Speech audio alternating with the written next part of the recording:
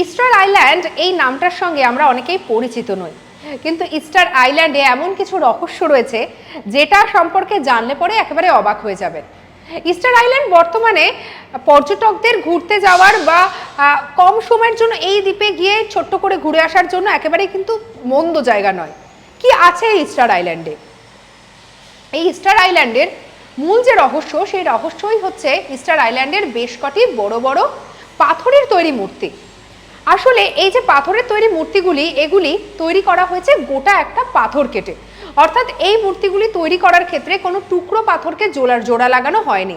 আর যে সময় এগুলি তৈরি করা হয়েছে সেই সময়টাও কিন্তু ভীষণ অবাক করার মতো, কারণ সে যুগে দাঁড়িয়ে কখনোই এত উন্নত ধরনের কোনো যন্ত্র আবিষ্কার হয়নি পাথর কেটে কোনো মূর্তি তৈরি করার ক্ষেত্রে।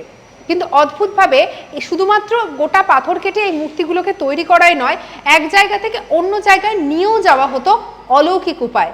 এই রহস্য আজও রহস্যই থেকে গেছে। সঙ্গে রাখুন আজ তাক বাংলাকে, অজানা খবরকে জানার জন্য সাবস্ক্রাইব করে নিন।